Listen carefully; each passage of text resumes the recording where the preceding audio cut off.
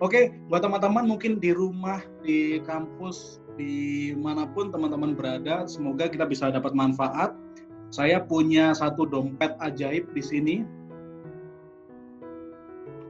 Ya, dompet ini ajaib. Oke. Kalau kita lihat dompetnya biasa-biasa, tapi kalau dengan kekuatan kita bersama, kita hitung 1, 2, 3 dalam hati, ya. Kita coba ya, 1, 2, 3. Wow, ternyata bisa keluar apinya. Coba lagi ya, 1, 2, 3.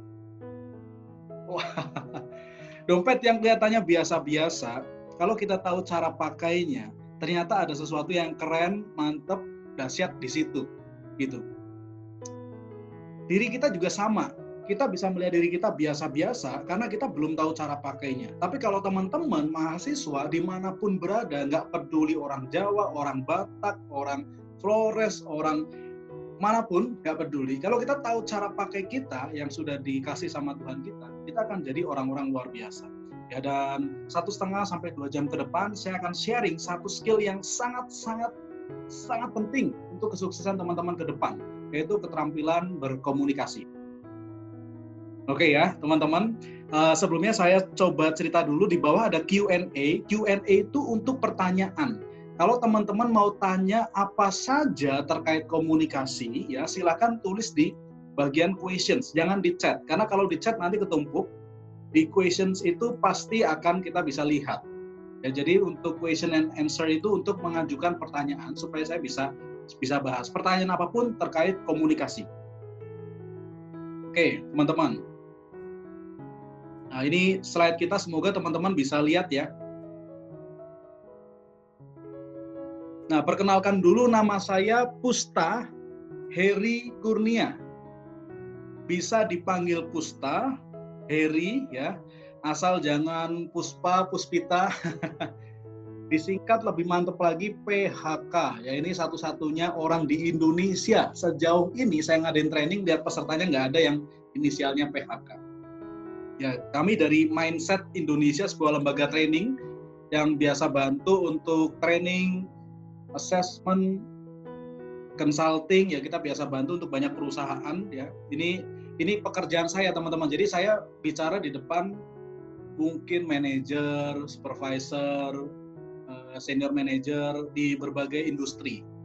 Ya misalnya ini di Samarinda nih. Kalau teman-teman pernah dengar sebuah perusahaan logistik, Pelita Samudra Shipping, ya ini di Samarinda. Ini di Purwakarta. Ya saya lihat ada teman yang di Purwakarta. Ini di Jababeka, sebuah perusahaan yang bikin Barbie, Hot Wheels gitu. Jadi di banyak perusahaan ini pekerjaan saya, dan ini perusahaan-perusahaan yang pernah saya bantu untuk training. Jadi banyak banget.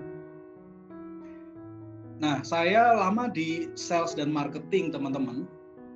Lama banget di sales marketing, termasuk waktu kuliah saya juga jualan kaos, jualan apa aja ya, jualan jasa. Saya dulu dari pendidikan bahasa Inggris, salah satunya jualan jasa penerjemahan dulu. Ya, memperdalam Neuro-Linguistic Program, nanti teman-teman silahkan googling untuk tahu lebih lanjut. Tergabung di International Coach Federation. Ini buku yang saya terbitkan, Presentation Power. Saran saya teman-teman, kalau teman-teman mau lebih jago presentasi, ya segala sesuatu ada harganya. Mau sukses ada harga yang harus dibayar. Mau jago presentasi ada harga yang harus dibayar. Salah satunya belajar dari buku ini.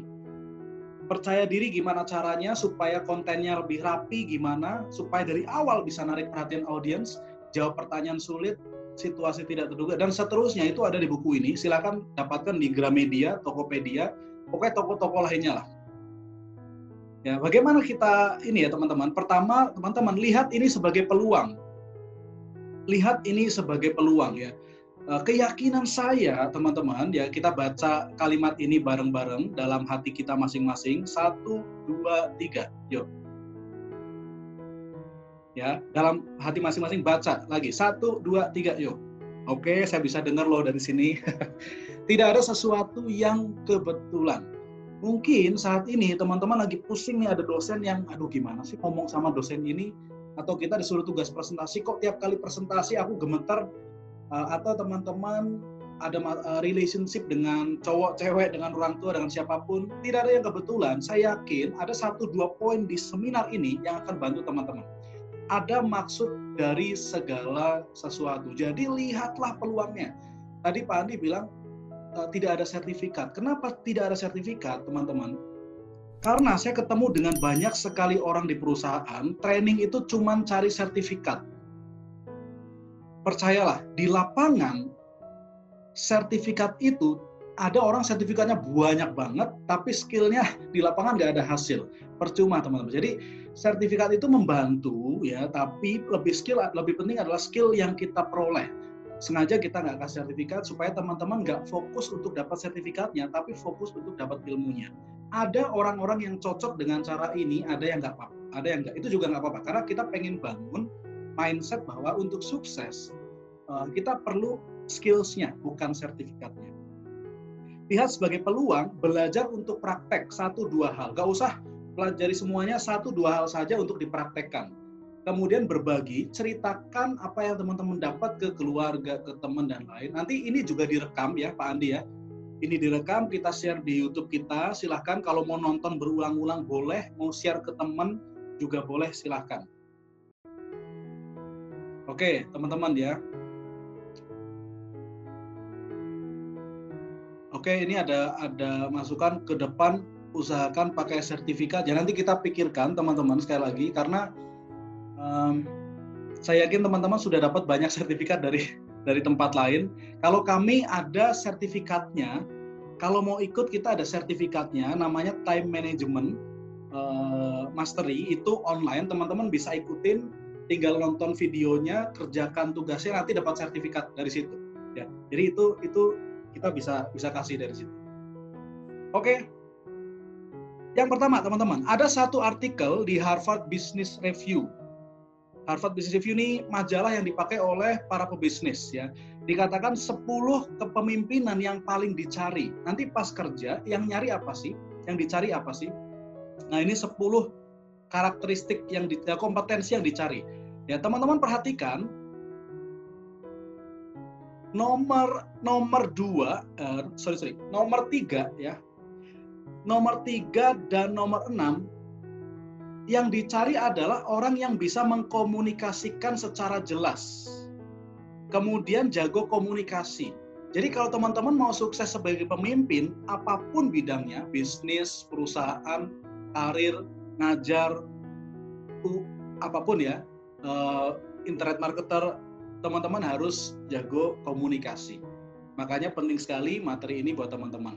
Oke, sebelum ke sana, saya pengen tahu nih, silakan ditulis di chat rekan-rekan, kita bicara soal sukses. Karena komunikasi untuk sukses di masa depan. Sukses teman-teman apa sih? Pengen jadi apa sih di masa depan? Silakan tulis di chat ya. Silakan tulis di chatnya. Kalau ini tulis di chat, silakan. Mau jadi apa di masa depan? Sukses kita itu apa sih?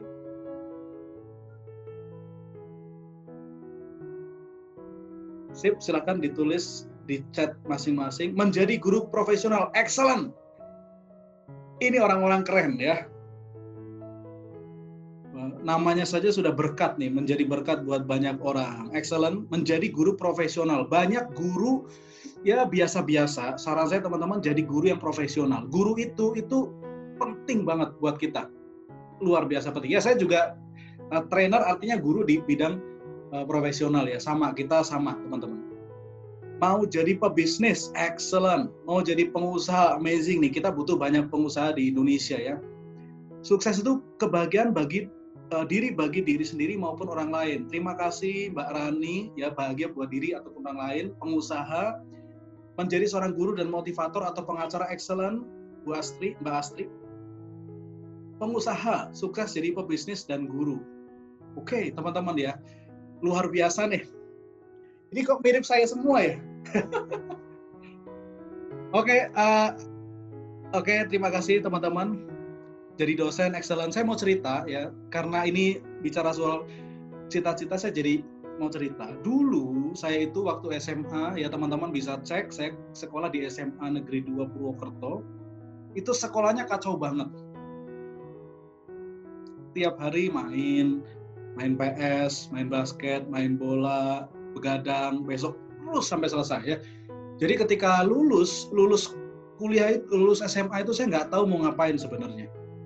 Hanya karena teman-teman saya pada nongkrong, saya tanya, ini mau pada ngapain? Masuk kuliah. Baru saya tahu bahwa setelah SMA itu kuliah. Akhirnya saya ikut coba-coba ujian, ya atas izin Tuhan saya masuk ke kampus di Bandung, Institut Teknologi Bandung, jurusan Teknik Kelautan Ocean Engineering. Tetapi ya teman-teman tadi saya cerita, semasa SMA saya kacau banget. Akhirnya di semester pertama saya menghadapi mata kuliah kimia. Makanya ini mungkin ada guru-guru kimia di sini ya. Aduh, jadilah guru yang baik ya, karena kimia itu membuat nilai saya di ITB agak sulit ya, sehingga akhir semester pertama IP saya jelek banget, saya memutuskan saya salah jurusan. Kemudian saya pindah, cari yang gampang, saya masuk ke Universitas Pendidikan Indonesia. Jadi kita sama nih, ya teman-teman, banyak yang dari pendidikan, saya juga SPD juga, sarjana sangat percaya diri. Di UPI saya ambil bahasa Inggris. Kenapa bahasa Inggris? Karena buat saya nggak harus mikir, nggak harus ngitung, itu yang paling gampang. Kemudian saya coba kuliah, karena mindsetnya salah teman-teman, jadi saya datang telat, duduk paling belakang, ngerjain tarsop. Semester pertama IP saya itu sekitar 1, berapa saya lupa. Aduh, luar biasa. Jadi ketika lihat IP itu, kalau ada teman-teman yang pernah IP-nya ya di bawah Nasakom seperti saya, kamu bisa loh jadi trainer profesional, jadi dosen, jadi pebisnis, jadi pengusaha, bisa. Tapi setelah saya lihat IP saya ada suara-suara, masa sih Ustadz cuma bisa segini, jauh-jauh ke Bandung, ninggalin orang tua cuma bisa segini. Akhirnya saya berubah. Saya mulai punya cita-cita sukses pertama saya jadi dosen. Karena di kampus dosen itu paling sukses. Saya mau jadi dosen, IP saya paling tinggi. Akibatnya semester berikutnya saya udah duduk di depan, kerjain, dan seterusnya udah keren banget lah. IP-nya langsung naik 3, dan seterusnya. Sampai kemudian saya kenal teman-teman entrepreneur, pengusaha, cita-cita saya berubah. Jadi buka bisnis dan seterusnya. Prinsipnya kita harus punya cita-cita. Teman-teman tidak usah lihat latar belakang kita nggak bisa ubah, tapi masa depan kita bisa ubah. Teman-teman lahir di Flores, lahir di Kupang, lahir di Lubuk Linggau, Gunung Sitoli, ini kan dari seluruh Indonesia nih ya. Itu kita nggak bisa ubah. Artinya ya itu adalah kemauan Tuhan gitu. Tuhan menaruh teman-teman di situ, itu nggak bisa kita ubah. Artinya ada sesuatu yang harus kita lakukan. Misalnya, ini ada loh orang-orang anak dari Pulau Selayar bisa berhasil. Kan berarti menginspirasi orang. Artinya kesulitan yang teman-teman hadapi saat ini itu ada tujuannya supaya nanti teman-teman ikuti prosesnya jadi berkat buat banyak orang ya. Jadi tetap semangat. Di YouTube channel saya banyak sekali. Kemarin ada Pak Sunjoyo dari Jambi, berapa belas tahun jadi petani ya. Dari kecil dia petani, urus lahan, sekarang jadi trainer internasional, luar biasa. Teman-teman harus lihat video-video seperti itu supaya terus semangat. Ada teman saya dulu di panti asuhan, namanya Ria, di Purwokerto, sekarang S2-nya di Jerman. Dapat cowok orang Jerman. Dia pengen tinggal di Jerman gitu. Karena berpikir besar. Ya teman-teman nanti bisa lihat di YouTube kami ya. Namanya Motivation Crack, supaya teman-teman punya keyakinan untuk terus berhasil.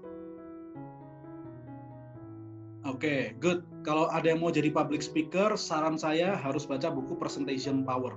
Itu ilmunya banyak di situ. Ya, nanti buktikan sendiri lah. Oke, teman-teman, ini sudah jelas. Jadi future suksesnya dosen, trainer, public speaker, kemudian pengusaha, pebisnis, orang tua yang keren, dan seterusnya. Dan komunikasi jadi kunci untuk ke sana. Saya tunjukin satu video tentang komunikasi.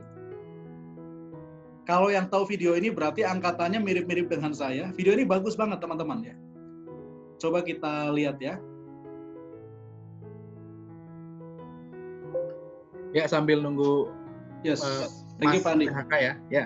Sambil nunggu Mas PHK nyari videonya ini, karena ada pertanyaan yang keren banget tadi. Mungkin nanti juga Mas Pusta akan jawab juga. Tapi ini keren banget, tadi juga ada tuh yang bilang, Pak, saya pengen jadi full stack developer, bahkan mobile developer. Keren, itu keren banget, cita-cita yang keren banget. Cuma sekarang saya masih jadi driver forklift, itu lebih keren lagi. Jadi kalau teman-teman masih kuliah, sambil kerja itu juga keren banget, karena berarti teman-teman sudah bisa membagi waktunya, itu keren banget. Jadi yang namanya mau jadi full stack developer itu pasti bisa banget. Oke, wah ini sudah. Gimana Pak Andi tadi gimana? Ini ada yang pengen jadi full stack developer, jadi ya IT lah. Oke. Nah, tapi sekarang masih jadi driver forklift di sebuah perusahaan. Keren banget. Oke. Ini pengen jadi full stack developer, mobile developer Pak, cuman sekarang masih jadi driver forklift. Teman-teman ya, gini. Pertanyaan saya, apakah semua di ruangan ini yang ikut training ini pengen jadi mobile developer? Enggak kan? Artinya kalau impian itu ada di mana? Siapa namanya tadi? Impian itu muncul di kepalanya Mr. Ayub ini, saya yakin Tuhan nggak main-main naruh itu di situ gitu. Karena nggak semuanya dikasih itu. Artinya Mas Ayub memang disiapkan untuk masuk ke situ. Percaya saja, pegang, oke, ini salah satu tujuan Tuhan untuk saya lakukan, jadi saya harus kerjain ini. Ya masa lalu kita nggak bisa ubah, tapi masa depan bisa teman-teman ubah. Tujuannya jelas, tinggal strateginya dan action sampai berhasil. Pasti bisa ya. Pasti bisa, tidak ada yang nggak bisa. Oke, saya berada di lingkungan yang sulit perempuan untuk mengutarakan pendapat. Nah ini saya paham nih ya. Ini bagaimana caranya mengkombinasikan apa yang ingin kita sampaikan dengan cara yang baik di lingkungan yang bisa dikatakan toksik. Kalau ini memang ada beberapa lingkungan yang budayanya baik secara religi atau secara daerah itu ada adat-adat tertentu. Untuk itu perlu ngobrol dengan orang yang lebih paham soal budayanya. Tapi prinsipnya nanti beberapa cara yang kita share di sini mungkin bisa membantu. Gitu, karena memang ada budaya-budaya tertentu yang misalkan perempuan nanti menyampaikan pendapatnya harus lewat cowok dan seterusnya, itu perlu ngobrol dengan orang yang memahami budayanya. Kalau ini boleh nggak? Kalau ini boleh nggak? Bolehnya seperti apa? Gitu ya. Nah, beberapa tips yang akan saya share semoga bisa membantu. Ini videonya ya, saya putarkan. Ini teh buat saya, Bu. Bu, susu kok dibilang teh? Itu susu kan? Iya, ini teh susu. Mana tehnya? Ye, ini teh susu. Nggak mudeng ini, Bu. Lucunya. Neng Gelis mau? Mau, tapi nggak pakai teh. Selalu ada senyum dari generasi ke generasi. Oke, tepuk tangan buat video ini teman-teman ya. Ini video keren banget. Saya yakin menggambarkan challenge kita di Indonesia. Mungkin teman-teman dari daerah, dari Papua, dari NTT, kuliah di Bandung, di Jawa akan menghadapi yang seperti itu. Gitu. Jadi kalau di dunia kerja lebih parah lagi ya. Salah satu huruf, satu angka saja bisa berakibat parah gitu.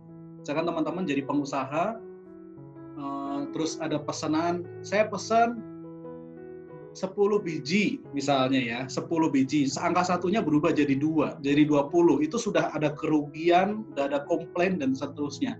Jadi komunikasi sangat-sangat penting untuk kita perhatikan. Oke, masalah dalam komunikasi ya, kendala yang dihadapi dalam komunikasi. Sekarang saya pengen tahu ya, kita coba sambil ngobrol teman-teman, tuliskan di chat kendala yang teman-teman hadapi saat komunikasi. Yuk silahkan. Silakan tulis di chat kendala yang dihadapi saat komunikasi. Kendala apa saja yang dihadapi saat komunikasi? Malu. Wah, terima kasih kejujurannya, Mas Ahmad. Gugup, takut, grogi, tidak percaya diri. Oke. Wah, ini kayaknya nanti harus bikin training public speaking kalau begini nih ya. Oke, nggak apa-apa, nanti kita adakan training public speaking next-nya. Jadi tetap ada di grup kita ya, teman-teman, kita nanti atur kapan waktunya. Saat bicara tidak tahu dengan siapa kita bicara. Oke. Gini, saya coba pengen nanya ya beberapa teman-teman. nanti kendala yang saya hadapi sering merasa takut dan malu, ngeblank, apa yang dipikir di otak kadang. Oke, terima kasih kejujurannya. Takut orang itu tidak nyaman, nervous jika bicara dengan orang penting ya. Aku coba tanya teman-teman, kalau mau bertanya atau apa silakan acungkan tangannya, gunakan fitur raise hand ya, fitur raise hand. Tapi nggak semuanya nanti ini bicara. Kalau yang raise hand nanti aku tanya ini. Saya pengen tahu nih. Oke. Mas Roni aku tanya ya. Coba, Roni. Halo Mas Roni. Halo Pak. Yes, ya senang bisa ngobrol. Boleh cerita nggak kendalanya? Ya Pak, mungkin pada saat ngobrol. Sebelumnya ini dari kampus mana dan daerah mana nih? Baik, perkenalkan nama saya Roni dari kampus Universitas Pelita Bangsa, daerah Cikarang. Oke, tetangga berarti. Gimana? Ya Pak, mungkin kendalanya pada saat ada di forum itu takut apa yang kita ungkapkan itu kayak biasa aja gitu Pak. Yes. Jadi terus ngapain sih kamu ngomong kayak gitu Pak? Oke. Jadi ngapain sih ya kamu ngomong kayak gitu? Dampaknya apa buat Mas Roni? Ya mungkin perasaan saya itu kan nggak enak dilihatin sama audien yang lainnya gitu Pak. Yes. Mas Roni sudah kerja belum? Sudah Pak. Udah di perusahaan ya? Ya. Oke, sip. Jadi ini pekerja dan mahasiswa luar biasa. Oke, terima kasih Mas Roni. Saya kembalikan lagi ke habitatnya. Caranya gimana nih? Oke, sudah ya. Saya pengen tanya lagi untuk Mas Roni gini, teman-teman. Gini, siapapun teman-teman nanti ya kita harus membangun brand kita. Setiap kali selalu ada peluang, ada cara membangun brand kita. Itu ada di YouTube kita juga ada, kita bahas membangun brand kita. Salah satu caranya adalah show up. Tampilin diri kita. Kayak iklan kan, dia ngiklan supaya orang kenal gitu. Jadi supaya atasan kita, dosen kita, teman kita tahu bahwa kita punya kemampuan, kadang-kadang kita harus show up. Bukan sombong, bukan gue nih, bukan gitu ya. Tapi ketika ada yang nanya, ada ide nggak? Kita coba mikir, pokoknya kita tampil saja. Pak, saya ada ide nih, menurut saya begini. Masalah idenya nanti diterima atau tidak, responnya itu langkah berikutnya. Yang penting kita show up dulu. Supaya atasan kita tahu, oh si Roni ya. Dosen kita tahu, oh si Silviana ya, gitu. Jadi harus show up. Gimana dosen kita mau ngasih nilai lebih ke kita kalau dia nggak tahu kita pintar atau enggak? Gimana orang itu respect ke kita kalau dia nggak tahu kita punya ide atau enggak? Gimana atasan mau ngasih peluang ke kita kalau dia nggak tahu kita aktif atau enggak? Jadi show up saja, show up ya. Oke, saya coba tanya lagi. Nah ini nih, Mas Jawad Taki sebentar. Halo, Mas. Halo. Halo, Mas Jawad. Halo.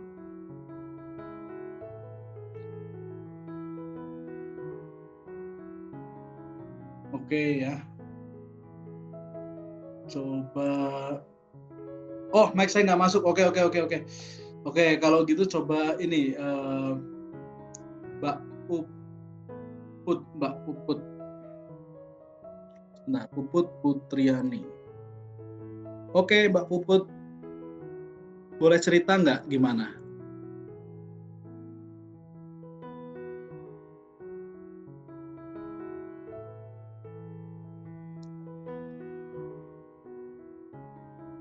Halo.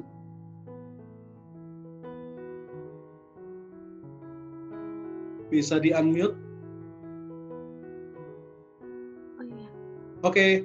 Mbak, dari mana dan kampus mana, daerah mana?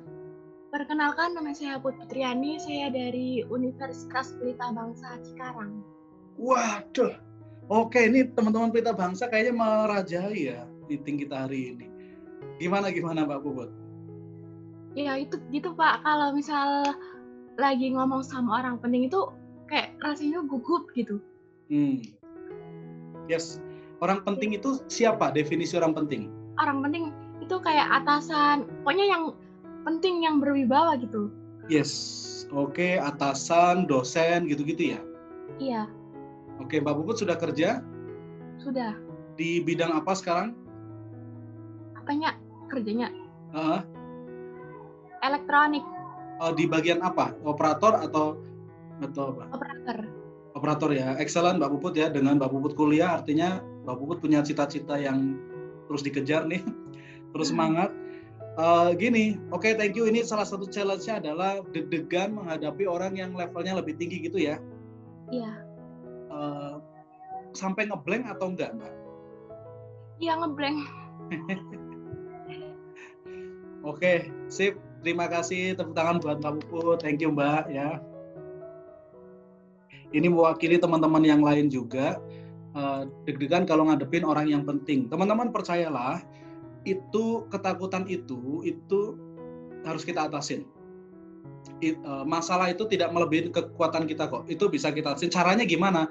Ya kalau orang Jawa bilang bisa karena biasa ya.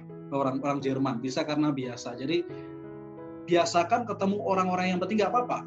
Awal-awal deg-degan, nanti lama-lama makin deg-degan. Oh enggak. Ya awal-awal deg-degan, terus dicoba. Makin lama-lama makin akan terbiasa gitu. Kuncinya memang practice makes perfect.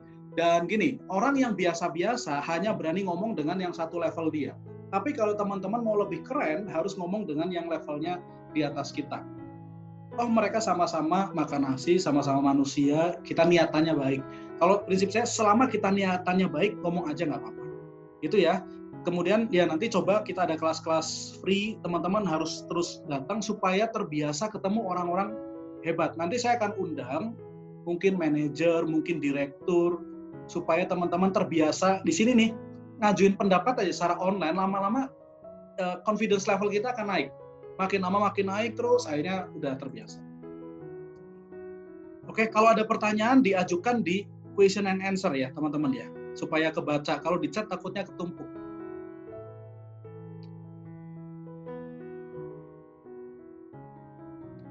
Oke.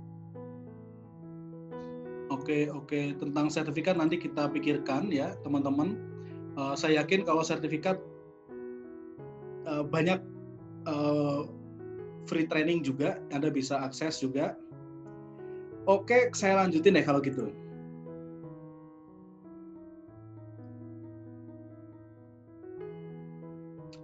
Ya, ini prinsip penting dalam komunikasi. Hari ini kita spesifik ke komunikasi. Prinsip pentingnya pertama adalah setiap orang punya sudut pandang yang berbeda. Setiap orang punya sudut pandang yang berbeda. Ya, saya kasih contoh, saya ngomong satu kata. Teman-teman apa yang kepikir ya? Kata nanti ditulis di chat. Kata itu adalah Bali.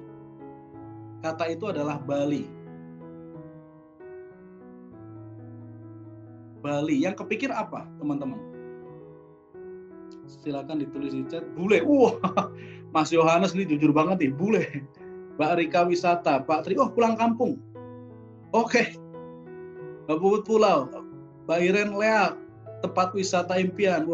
Pantai. Nah, kalau udah ngomong pantai biasanya mulai menjurus nih teman-teman nih. Pantai keren ya. Nyebrang ke Lombok itu juga boleh. Hindu, good, excellent, banyak banget. Ada di sini sekitar 420 juta orang, 420 juta sudut pandang. Ya, yang saya maksud Bali, adalah Bali dalam bahasa Jawa daerah saya yang artinya pulang.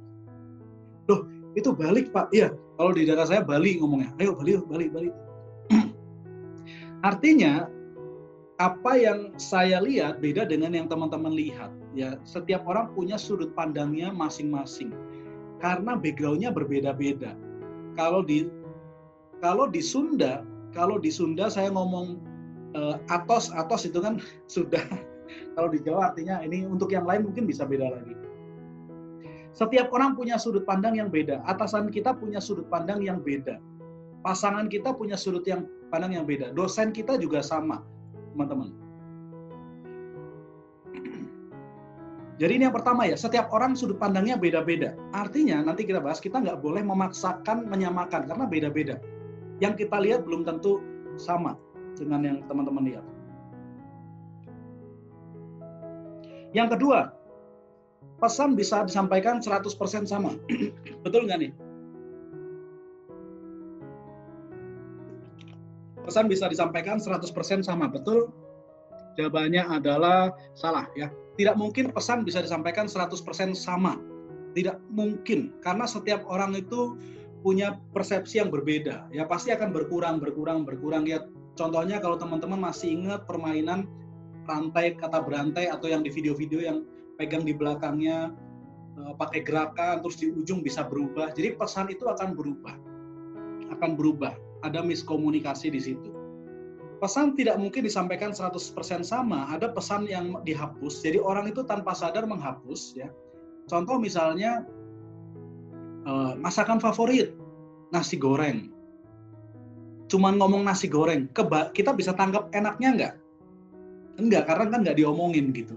Ada yang ditambahin, ada yang digeneralisir. Misalkan orang Batak kayak katanya ngomongnya agak kenceng. Itu generalisir. Ada kok teman-teman saya orang Batak juga halus juga. Orang Jawa slow. Enggak juga, ada orang Jawa yang kenceng juga ada gitu. Jadi generalisir. Bukan minta orang lain menyesuaikan, kita yang menyesuaikan penyampaian kita. Ini penting, bukan minta orang lain menyesuaikan, kita yang menyesuaikan penyampaian. Kalau ide kita ke dosen itu nggak diterima, jangan-jangan cara menyampaikan kita yang kurang pas. Kita menyesuaikan. Kalau presentasi kita nggak diterima sama teman-teman di kampus, jangan-jangan cara menyampaikan kita. Kalau pas ngomong kita ke calon pasangan kita, ya itu nggak diterima, jangan-jangan karena muka kita. Enggak. Bercanda. Karena cara penyampaiannya bisa jadi timingnya, momennya. Jadi cara penyampaiannya kita yang menyesuaikan. Ini prinsip penting yang harus dipegang. Dasar kuat yang harus kamu bangun kalau mau jadi komunikator yang keren, pertama sikap kita. Yakin nggak pas menyampaikan ide? Percaya diri nggak? Ini penting nih ya. Idenya mungkin bagus, tapi menyampaikannya nggak bagus gitu. Orang kadang-kadang nggak ini ya. Semangat kita waktu ngomong, integritas misalnya kalau yang udah kerja, ini paling penting. Integritas yang paling dasar adalah datang jangan pernah terlambat. Ini paling gampang. Jadi kalau kerja itu datang harus lebih awal. Kalau teman-teman sudah kuasai jurus dasar ini, datangnya selalu rajin, kita menyampaikan ide lebih didengar nggak sama atasan kita? Pasti lebih didengar. Ya, jadi integritas, apa yang diomongkan dengan yang dilakukan sejalan. Ini penting. Sikap positif ya. Ini dasarnya sikap. Yang kedua relasinya. Ya dulu saya ingat waktu saya jadi di kampus, kadang-kadang relasi dengan dosen itu penting loh. Bangun hubungan dengan dosen. Maksudnya kita harus dilihat sebagai mahasiswa yang niat, yang semangat, yang baik, yang sopan, itu penting sehingga dosen nyaman dengan kita. Kalau dosen nyaman dengan kita, maka dia lebih mudah mengeluarkan nilai-nilai yang bagus, nilai A, nilai A+ atau apapun. Di kerjaan pun sama, teman-teman. Sepintar apapun Anda, kalau tidak bisa bangun relasi yang baik dengan pekerja-pekerja senior, supervisor, manajer, sesama operator, maka karir kita akan sulit. Bukan artinya kita cari muka atau apa, enggak, tapi kita membangun relasi supaya orang nyaman dengan kita. Ya seperti yang dikatakan John Maxwell, ya people don't care how much you know. Mereka nggak peduli seberapa kamu pinter until they know how much you care. Ya Mark Zuckerberg juga ngomong tidak ada yang lebih berpengaruh daripada rekomendasi dari seorang teman. Jadi teman-teman harus punya relasi yang baik. Berikutnya adalah hasil, result. Kalau pesan kita mau didengerin, misalnya gini, yang ngomong siapa? Nanti yang ngomong adalah Nadiem Makarim. Wes, pasti teman-teman percaya apapun yang diomongkan. Meskipun belum kenal dekat. Kenapa? Karena kita tahu Nadiem itu prestasinya luar biasa. Siapa nanti yang ngomong Septiandi Priyogo? Waduh, siapa itu? Kita belum tahu resultnya. Di pekerjaan, pastikan kerjaan Anda bagus, disiplin, pasti pesan Anda lebih didengarkan ketimbang mereka yang kurang disiplin atau kurang bagus hasilnya. Di kampus, ketika Anda benar-benar semangat mendengarkan, nilainya bagus, pasti pesan Anda lebih didengarkan oleh dosen ketimbang orang yang nilainya D, E, B, C gitu-gitu ya. Kalau Anda rajin, duduk paling depan, datang lebih awal, pasti pesan Anda lebih didengarkan ketimbang yang telat-telat dan seterusnya. Itu jadi teman-teman, 3 ini penting sekali. 3 hal ini penting sekali, beri hasil result. Ya Ronaldo juga mengatakan kalau orang mau respect kamu harus ngasih result. 3 hal tadi. Oke, ini saya coba jawab pertanyaan. Mahasiswa akhir sering bercengkrama dengan staf beberapa dosen, terutama masalah IT, tapi saat membicarakan masalah akademik seperti perkuliahan, baiknya saya pertahankan gaya bahasa saya seperti biasanya saat mengobrol, atau baiknya kita ubah. Ini juga sering terjadi saat saya berhubungan dengan tentang jasa IT. Gini teman-teman, kalau Anda punya relasi dengan dosen ya di luar kampus, itu bagus sekali karena nanti banyak order dari dosen, banyak peluang dari dosen dan seterusnya, relasinya harus bagus, nilai lebih mudah, meskipun nggak semua dosen begitu ya, tapi ini mempengaruhi. Tapi di kelas, di ruangan kelas, di formal, dosen juga butuh direspek. Orang-orang profesional ini butuh kita menghargai. Jadi kalau di luar ruangan boleh ngomong, halo bro, gitu, nggak masalah. Tapi begitu di ruang kelas, Pak, saya ada pertanyaan. Jadi harus pakai bahasa formal. Kenapa? Karena mereka butuh dihargai oleh kita. Kamu harus tahu dong, posisi saya sekarang jadi dosen. Kamu harus respect. Gitu ya. Jadi bahasanya disesuaikan. Di rumah bisa beda, tapi di rumah bisa santai, di kampus, di pekerjaan harus disesuaikan supaya orang lain tetap menghargai dosen atau staf tadi. Kak, bagaimana cara mengontrol emosi kita ketika kita berbicara atau berkomunikasi dengan orang di depan publik? Ya, emosi kita ada 3 hal yang bisa dilakukan. Pertama, lakukan persiapan yang matang tentang konten, datang ke tempatnya lebih awal supaya kita terbiasa. Konten, tempat, baju kita harus bagus. Jadi kalau ada orang yang begini, nah, kita nggak ngomongin saya, enggak. Kita pede dengan diri kita. Ya, pertama persiapan. Yang kedua, teman-teman, di depan kalau Anda persiapan juga kuasai konten. Kalau kita menguasai konten, kita akan jauh lebih pede. Yang kedua, ketika di depan, kalau Anda tiba-tiba grogi, ya, Anda bisa bergerak supaya groginya tersalurkan gitu. Grogi kan karena kita deg-degan, adrenalinnya dipompa, energinya nambah, jadi gemetar, keringetan. Anda bisa bergerak, misalnya begini, atau tarik nafas supaya lebih rileks, itu boleh, ya, itu boleh supaya kita lebih tenang. Sambil ngomong, jangan ngomong gini, jangan panik, malah jadi panik. Ngomongnya gini, tenang, self talknya tenang, ya. Tenang, fokus, pasti bisa, tenang, fokus, tenang. Self talk dan gerak tubuh akan membuat jadi lebih rileks. Yang ketiga, kalau itu nggak mempan, Anda bercanda aja. Aduh Pak, di depan teman-teman, di depan Bapak yang keren, saya jadi grogi nih. Jadi grogi gitu. Nanti teman-teman audiens akan ketawa. Hahaha. Mereka ketawa, kita juga jadi rileks. Ya, salah satu tips supaya teman-teman nggak melakukan itu, coba buka presentasi kamu atau public speaking kamu dengan pantun. Ya, pantun, bikin aja pantun, gampang kok. Bikin pantun tuh gampang ya. Asal kita latihan. Ya, saya juga nggak jago, Pak Andi juga nggak jago, tapi dengan latihan bisa lebih keren.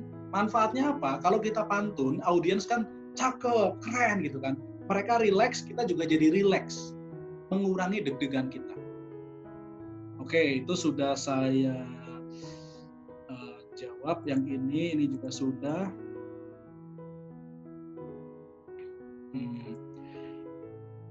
Gimana caranya biar kita nggak mudah grogi setiap saya mengajukan ide, dibilang saya glosphobia. Gini, intinya adalah kuasai ide kita lah. kita pelajari, tanya dulu ke audiens kita, menurut kamu bagaimana sebelum diajukan supaya kita idenya kuat dulu ya. Kalau idenya kuat, sudah dites, ditanya sana sini, kita akan lebih pede menyampaikannya. Ya, apakah jaminan berhasil? Tidak ada jaminan. Nanti dari kegagalan itu teman-teman belajar. Coba dulu aja, nggak apa-apa. Oke. Adakah cara untuk berbicara komunikasi dengan hati, tapi melibatkan logika? Wah, ini udah main hati, ini bahaya nih ya. Caranya adalah berkomunikasi dengan hati. Pertama, ya Anda harus tulus, Anda harus benar-benar menyampaikannya dengan tulus, dengan sungguh-sungguh, nggak ada modus. Itu Anda akan lebih masuk hatinya. Jadi benar-benar sampaikan dengan tulus. Misalnya kalau di kantor lah, situasi lagi nggak bagus, Anda ke tim, kita menyampaikan, benar-benar tulus bantu, itu akan kerasa kok. Emosi akan kerasa. Yang kedua, pakailah cerita. Karena cerita membuat orang bisa tersentuh emosinya. Ya nanti bisa dibaca di buku Presentation Power, ada menggunakan cerita, teman-teman ya. Malu mengutarakan pendapat, jawabannya adalah persiapan, latihan, pendapat kita dicek dan seterusnya. Pikirkan kalau kita nggak menyampaikan pendapat, brand kita orang nggak tahu. Kita orang pinter, kita S1, S2 sekalipun kalau nggak menyampaikan pendapat orang nggak tahu ya. Jadi mau sampai kapan kita malu, hentikan sekarang juga. Ini nih, kemarin saya ada video di YouTube channel saya, mungkin beberapa sudah nonton ya. Judulnya Say Yes to Your Potential. Artinya teman-teman punya potensi, teman-teman harus sering-sering oke, saya punya potensi, say yes. Coba terus sampai berhasil. Yang kedua, stop sabotase diri. Jangan merusak mesin diri Anda. Jangan merusak kemampuan diri Anda dengan sering-sering ngomong, aduh aku nggak bisa nih. Ini mensabotase diri. Aduh aku itu pemalu. Ini mensabotase diri. Aduh saya itu dari keluarga yang biasa-biasa, nggak mungkin berhasil. Ini mensabotase diri. Ketika sering diucapkan, ini kayak doa kita ke Tuhan benar-benar memprogram pikiran, lama-lama jadi kenyataan, jadi pemalu beneran. Jadi stop sabotase diri. Kalau nanti didengarkan video stop sabotase diri supaya jawabannya lebih lengkap. Kan di sini nggak mungkin dijelasin semuanya. Jadi yang masalahnya malu, gugup, grogi, jawabannya stop sabotase diri. Ya, katakan hal-hal positif ke diri Anda. Bagaimana menyanggah pernyataan atasan yang mengandung simple deletion? Wih, ini pertanyaannya agak ini nih. Nanti kita bahas lagi ya. Bagaimana cara membangun relasi yang baik, nanti kita jawab.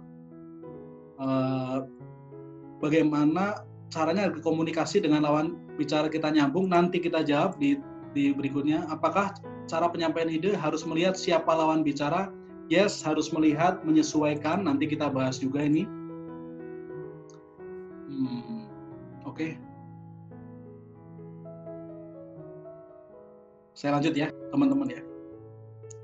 7 cara tips komunikasi dahsyat luar biasa. Yang pertama adalah bangun kesamaan. Bangun kesamaan. Ini tips powerful banget. Serius, luar biasa powerfulnya. Saya kasih contoh. Mungkin beberapa bulan yang lalu ya, saya wawancara Direktur HRD di Astra Internasional. Namanya Pak Aloysius Budi Santoso. Ya saya gini, jarang ketemu dengan dia. Supaya pertemuan kita itu bisa enak, nyaman, langsung cair. Gimana caranya? Ya saya harus siap dulu. Sebelum ketemu saya googling Aloysius Budi Santoso. Ternyata di situ saya tahu dia pernah kuliah di Universitas UPAR Parahyangan di Bandung. Wah, saya juga pernah kuliah di situ, ya S2 meskipun belum lulus dan akhirnya nggak lulus gitu. Akhirnya saya lihat itu pas pertemuan saya bilang gini, Pak Budi, kita sama-sama, kita ternyata satu alumni loh Pak, kita sama-sama di Unpar. Oh iya, Bapak Unparnya di mana? Saya di Jalan Merdeka di sini. Bapak di mana? Oh saya di Cibeluit. Oh sama dong, berarti kita sama-sama alumni Unpar. Karena sama-sama alumni Unpar, jadi lebih kliknya lebih cepat, connect-nya lebih cepat, gitu. Ya, Coba deh teman-teman yang dari Kupang, yang dari Kalimantan, yang dari Sumatera, Sulawesi, kuliah di Bandung, tiba-tiba dengar pas lagi beli makanan, dengar ada orang ngomong pakai bahasa daerah kita. Gimana rasanya? Wih, siapa tuh? Teman saya, saudara saya tuh kan. Karena kita di luar daerah, dengar yang satu bahasa, itu saudara saya. Jadi persamaan penting sekali. Ya, masalahnya tidak ada orang yang sama. Jadi tugas kita adalah membangun kesamaan, ya, bangun kesamaan. Artinya secara sengaja mencari kesamaannya. Apa yang dicari? Kesamaannya asal daerah.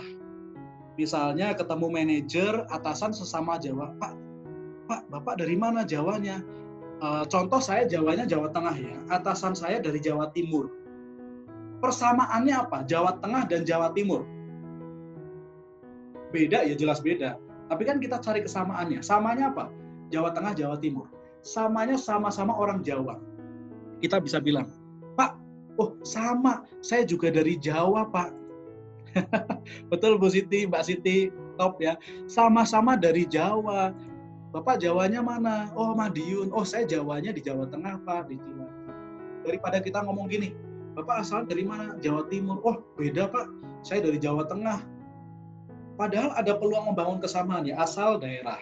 Kalau di luar negeri, kita lagi tiba-tiba dengar orang Indonesia, mau dari Papua, mau dari Flores, sama-sama orang Indonesia, langsung klik kesamaan. Kesamaan yang lain, nama, kesamaan nama. Waktu itu saya ke Samarinda, manajer daerahnya namanya Pak Heri. Saya Pusta, Pak Heri dan Pak Kurnia. Saya Pusta Heri Kurnia. Pak, sama Pak dengan saya Heri juga. Yang Kurnia Pak sama, saya juga Kurnia juga. Jadi kesamaan nama. Oke ya.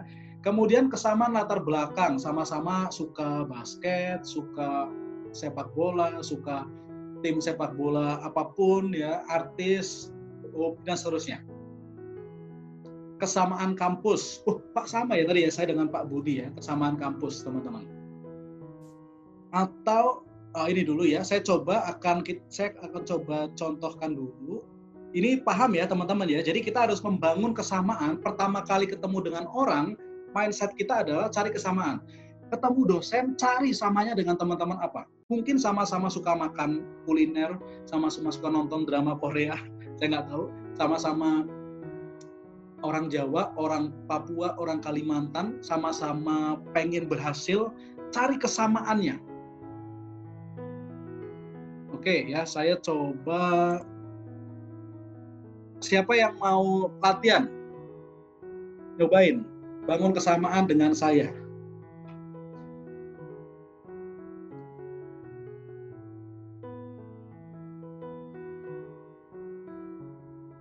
Oke, ada? Coba angkat tangan, kalau nggak ada saya tunjuk nih.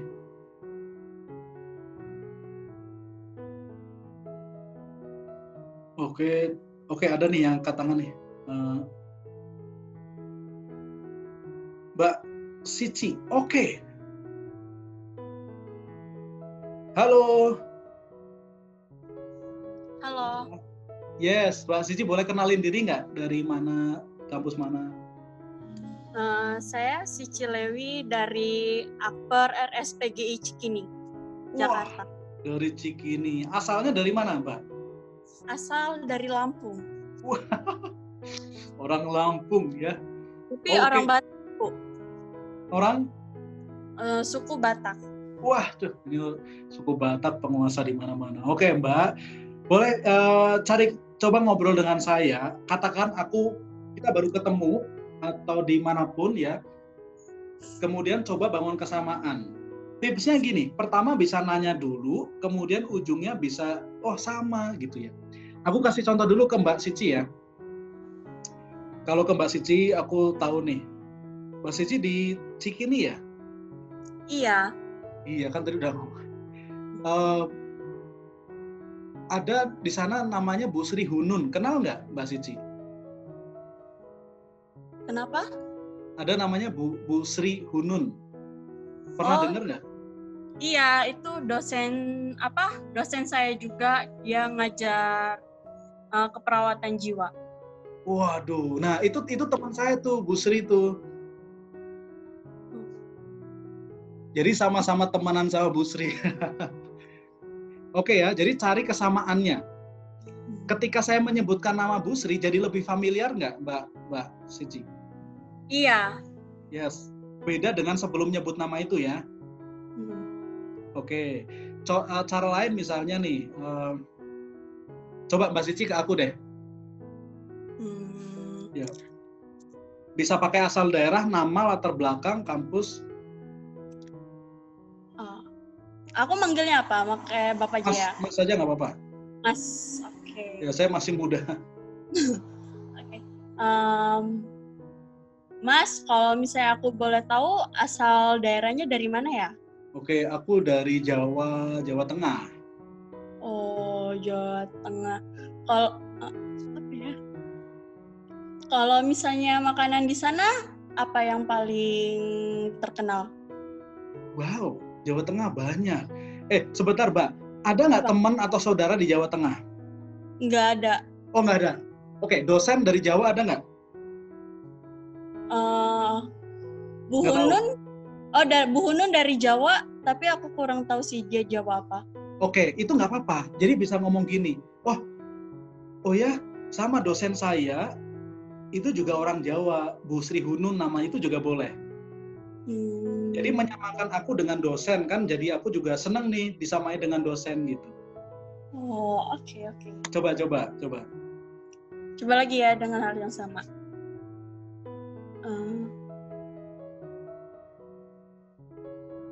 Yang asal tadi ya, coba. Oh ya. Mas, kalau boleh tahu, Mas asalnya dari mana ya? Aku dari Jawa Tengah. Oh, aku juga punya loh, ada dosenku yang berasal dari Jawa. Oh ya? Sebutin namanya, Bu Sri Hunun namanya gitu. Oh, dosen saya namanya Bu Sri Hunun.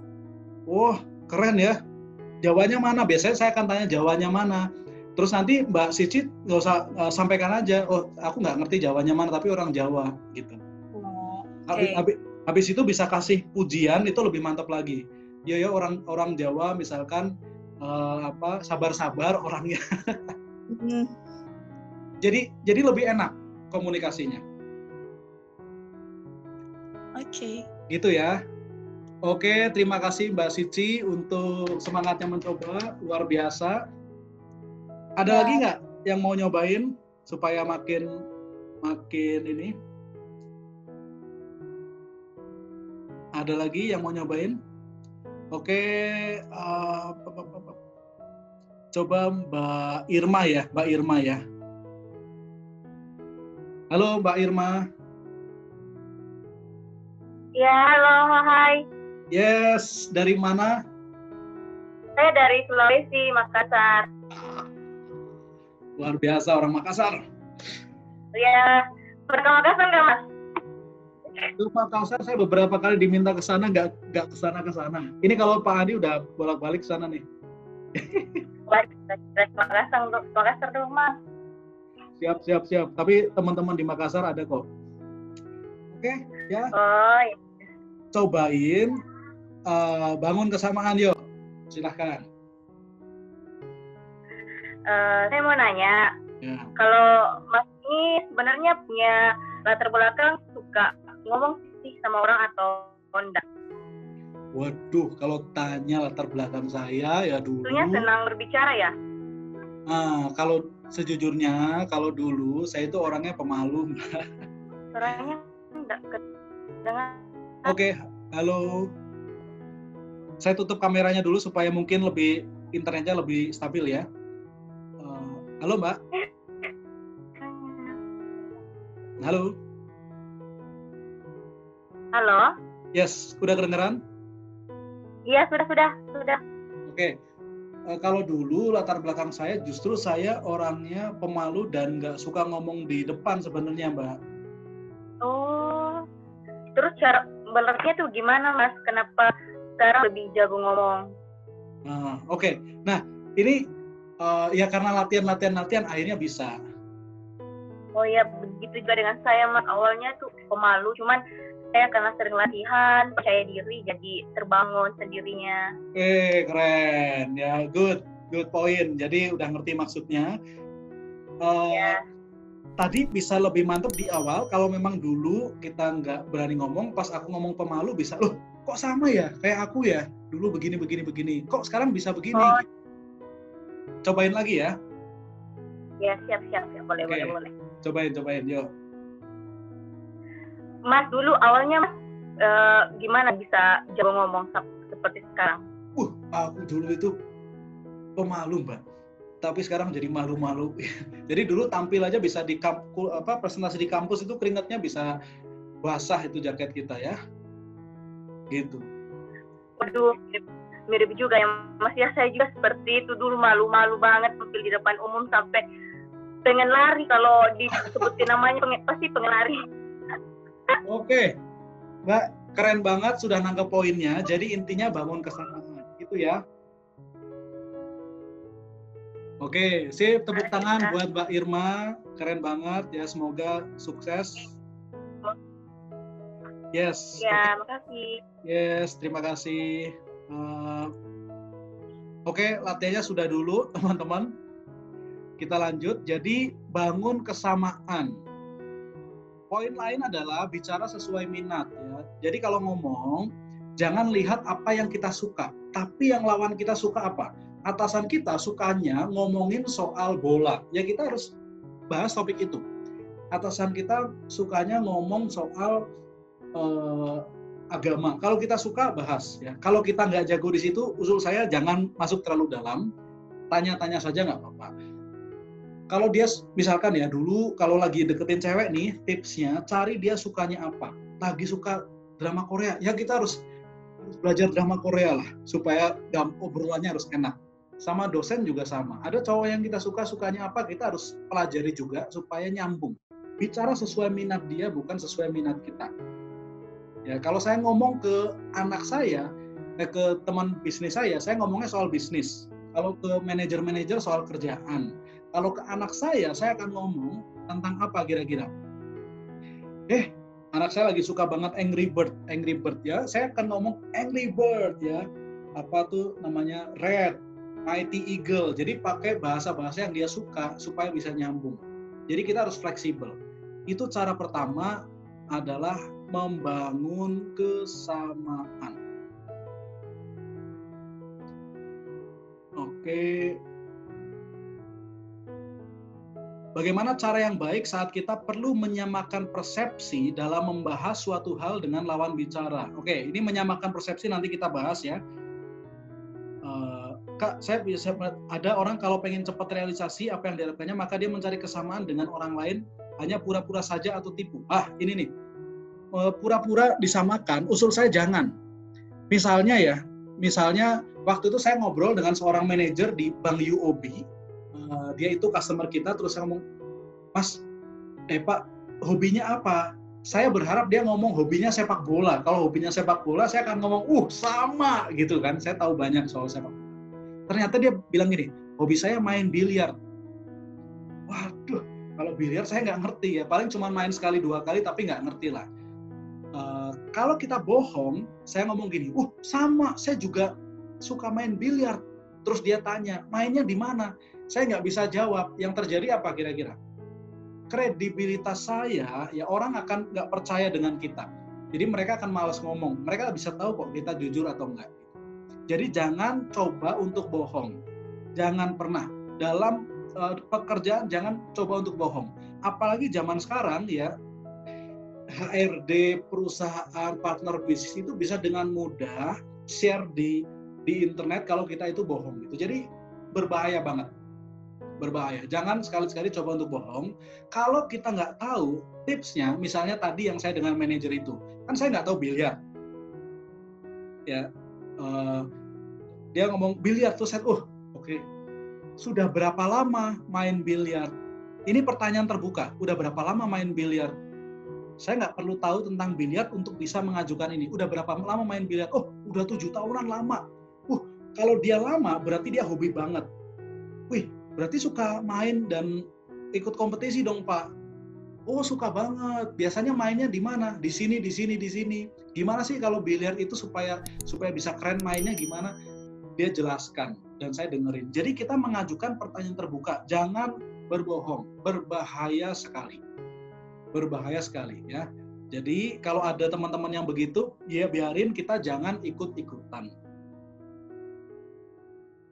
Oke ya, jadi jangan pura-pura atau tipu-tipu, jangan pernah dilakukan. Ini benar-benar dilarang keras.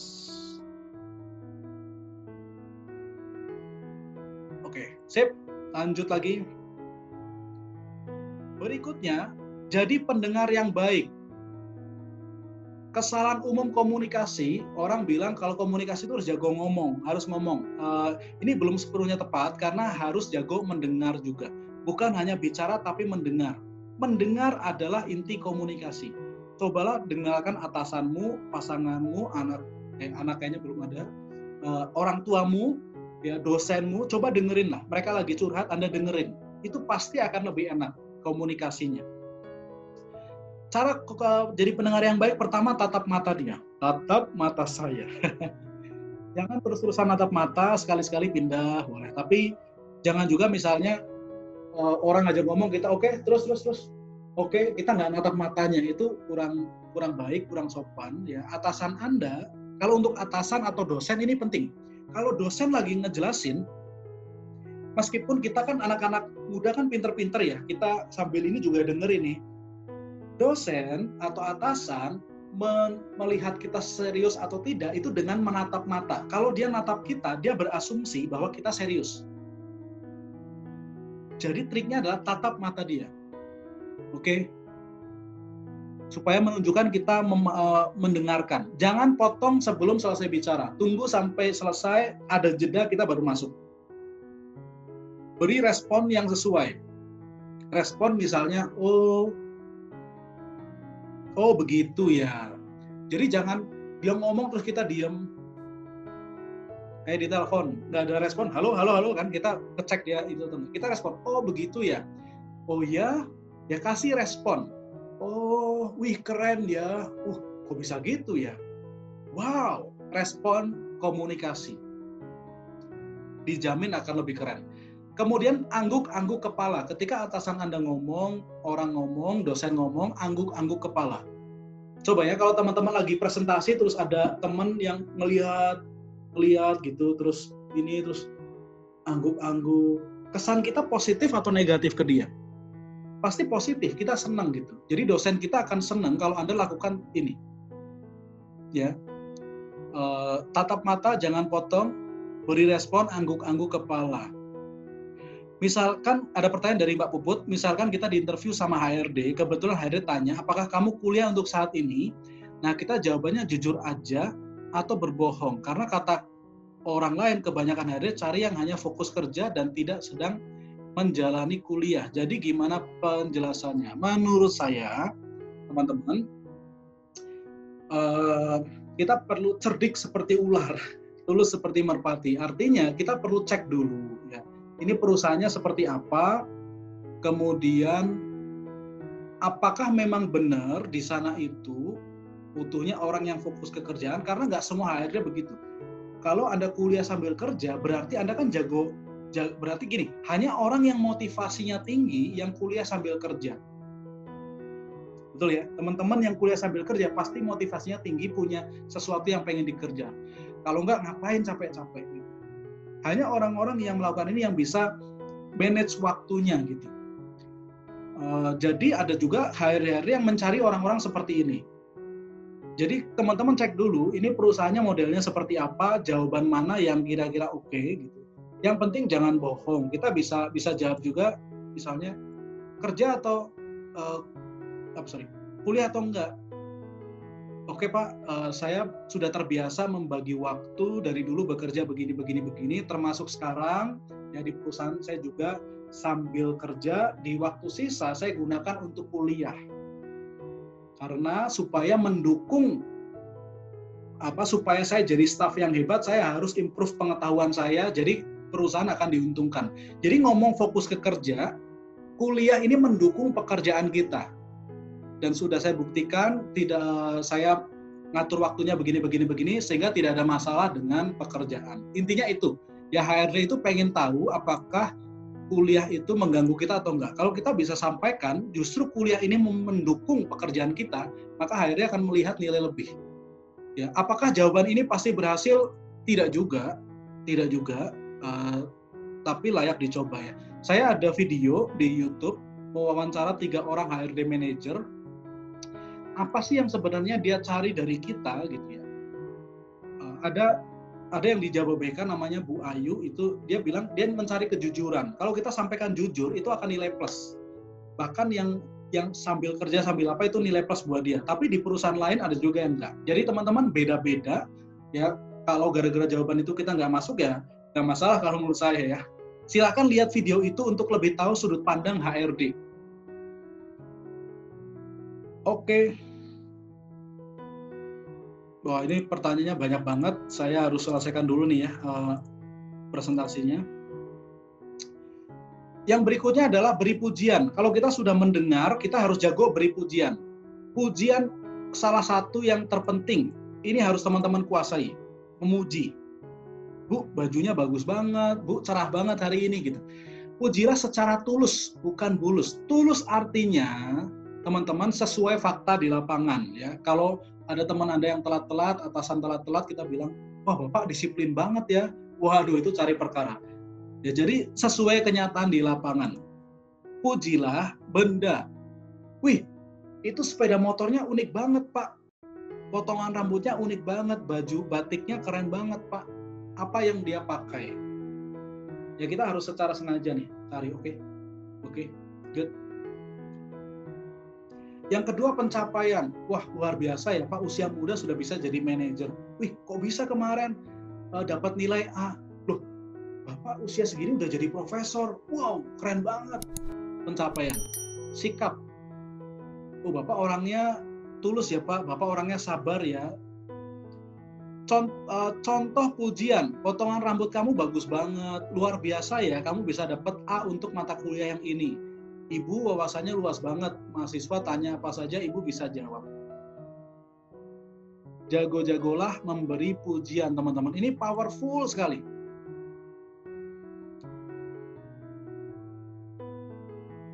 Powerful sekali, jadi teman-teman harus kuasai pujian ini. Di interview juga, ketika Anda datang, coba deh puji kandidatnya. Wah, saya salut nih Bu, luar biasa Ibu sebagai HRD, pakaiannya rapi banget, memberi model, jadi role model buat teman-teman di perusahaan. Karena pakaiannya rapi. Atau dia disiplin waktu. Bu, saya salut, interview di perusahaan ini luar biasa, Ibu disiplin sekali soal waktu, profesional, kita janji jam 10, Ibu jam 10 kurang sudah siap. Ketika interviewer Anda dipuji, itu dia langsung dalam hati klepek-klepek, sudah terpengaruh ya. Jadi manusia itu kalau dipuji pasti kena. Anda harus menguasai jurus pujian. Beri pujian, ya. Jadi kasih pujian. Yang kedua, hindari kebiasaan SOK. Orang tidak suka dikritik, disalahkan, dikasih tahu kesalahannya orang nggak suka. Jadi hindari menyalahkan orang. Kamu sih mengomelin, marah-marah. Hindari mengkritik, ya mengkritik. Kok kerjaan kok begini, kok pakaian nggak rapi, kok Bapak ngajarnya nggak pernah melihat kita, kontak matanya, jangan dikritik. Orang nggak suka, itu cari perkara namanya ya. Meskipun masukannya betul, orang tuh nggak suka kalau caranya mengkritik. Lakukanlah itu, beri saran dan masukan. Ya, saya kasih analogi begini. Misalkan ada di antara teman-teman, Mas Pusta minta Pak Pusta pinjam gunting dong.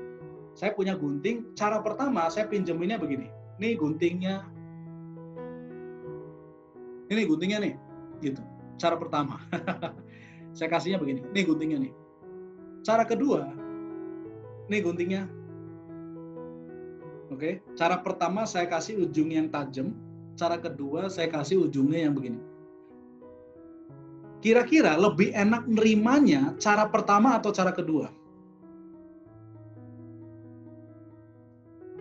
Kedua. Ya, ini penting, teman-teman. Guntingnya sama nggak? Sama. Yang beda apa? Cara penyampaiannya ya. Kalau dengan begini, ini seperti Anda mengkritik orang, kamu cara ngomongnya jelek banget sih. potongan rambutnya jelek banget sih, idenya katro banget sih, gitu ya. Kalau begini kita menyampaikan dengan cara berbeda, memberikan usul supaya dia nggak tersakiti hatinya. Kalau orang udah sakit hatinya, dia nggak mau mendengarkan Anda. Contohnya bagaimana? Oke, saya kasih lihat contohnya. Ini kurang tepat. Presentasi kamu jelek banget. Rambutmu malu-maluin deh. Bajumu bau banget. Ya ini kejujuran ya, kalau di pabrik lagi kerja banyak yang melakukan ini ya. Bajumu bau banget. Meskipun ini benar, orang nggak suka ya. Nanti dia akan nggak nyaman dengan kita, jadi nggak mau dengerin. Caranya bagaimana? Nih, untuk presentasi kita langsung kasih saran aja. Bro, itu kalau ditambahin foto-foto, pasti lebih keren deh. Ada rasa nggak enak juga, tapi nggak enaknya jauh lebih kecil dan senang karena dikasih ide. Itu kalau dibuat kayak Iko Uwais rambutnya, itu pasti banyak yang suka, bro. Jadi kasih masukan. Bro, coba tambahin parfum ini nih, biar orang nyaman. Dalam hati, asem nih. Ngingetin aku, bilang aja, enggak, tapi dia lebih enak daripada bilang, bro, bau banget sih. Ya, jadi coba tambahin parfum ini biar orang nyaman. Kasih saran. Oke, teman-teman, 3 cara sudah kita bahas. Bangun kesamaan, jadi pendengar, dan beri pujian. Hindari kebiasaan SOK. Sekarang silahkan tuliskan 1 insight pembelajaran, pemahaman yang didapat sejauh ini. Oh ternyata gitu ya. Coba ya, teman-teman silahkan tulis, boleh di chat atau boleh silakan ditulis ya. Pemahaman menarik yang Anda dapatkan sejauh ini.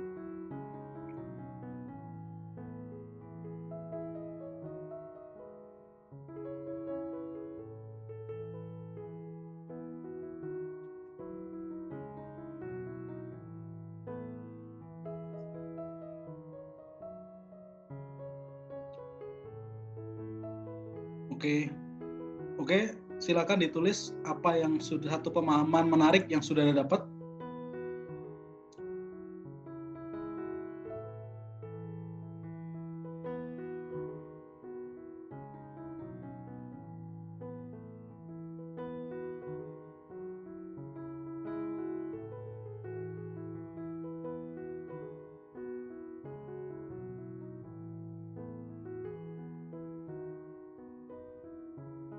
Oke, silakan ditulis apa yang teman-teman dapat sejauh ini. 1 yang menarik, ditulis di chat.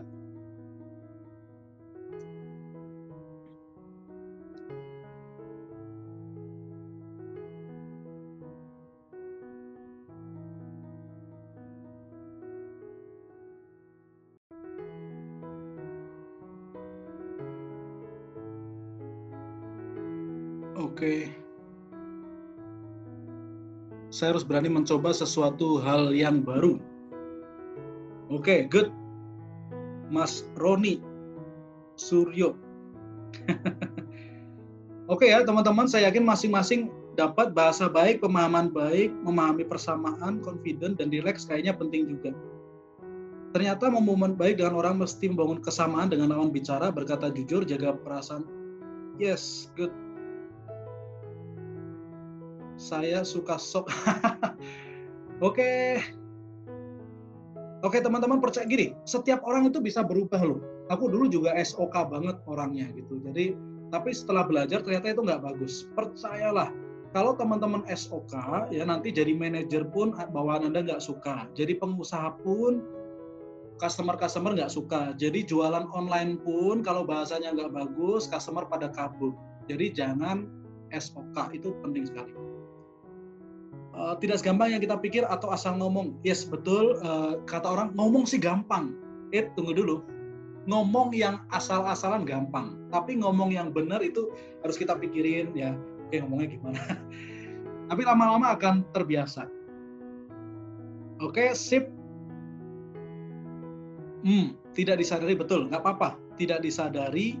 Gimana biar kita hindari sifat ini? 100% dihindari tidak mungkin. Karena itu sudah bagian dari diri kita.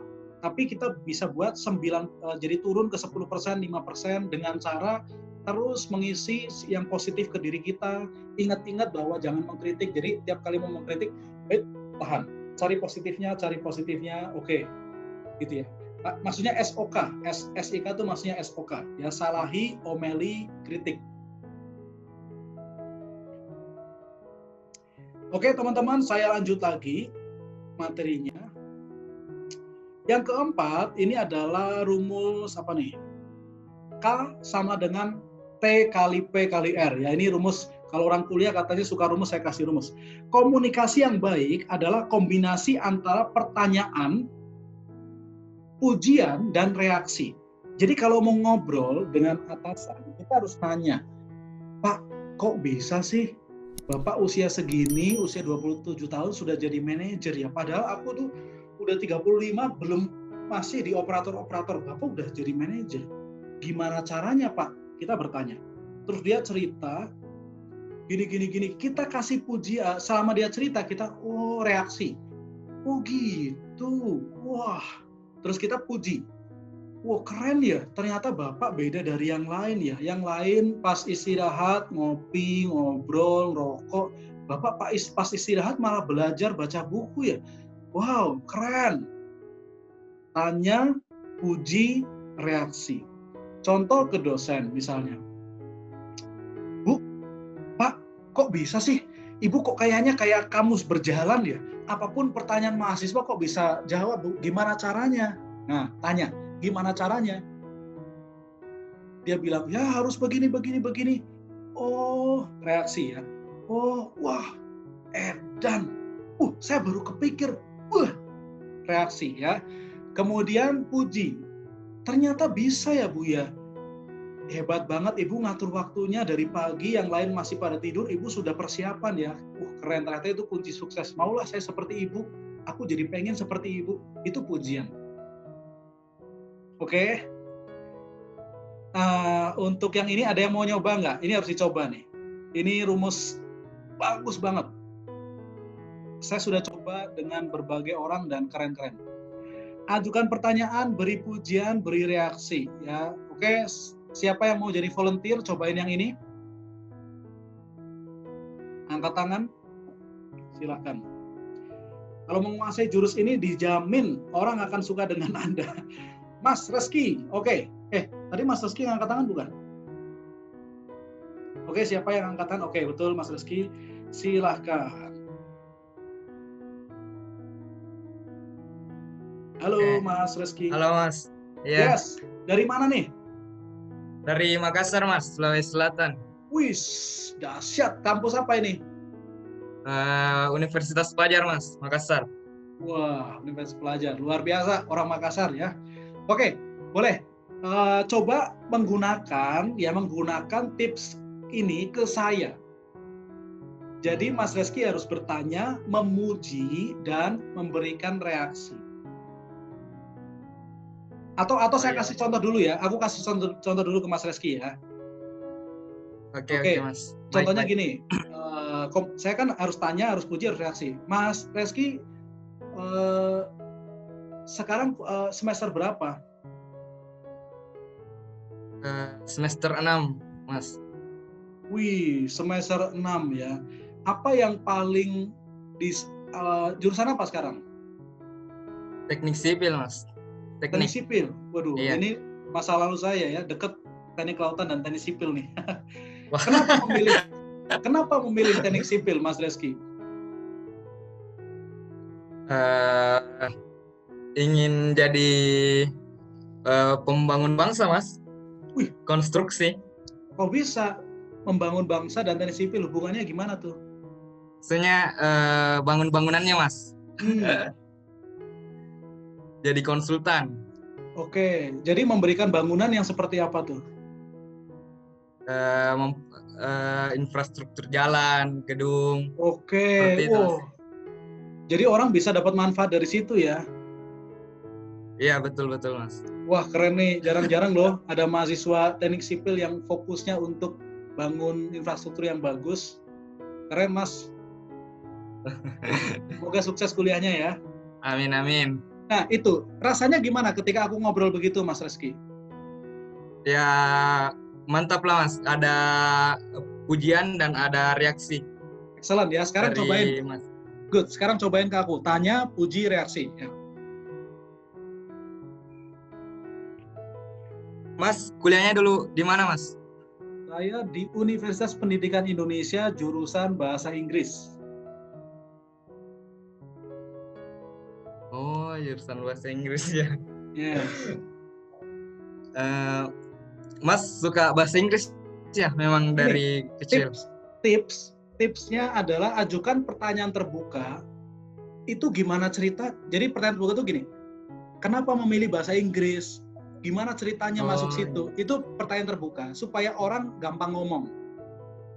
Kalau pertanyaan tertutup kan gini, kamu suka ini enggak? Ya atau tidak? Kamu kuliah di mana? UPI. Itu pertanyaan tertutup ya. Kamu jurusan apa? Bahasa Inggris. Jawabannya paling itu. Tapi kalau pertanyaan terbuka, kenapa kamu memilih bahasa Inggris? Gimana ceritanya? Itu jawabannya bisa banyak banget, lebih enak. Cobain, Mas. Iya. Betul, Mas. Cobain. Udah keren tadi, yuk cobain.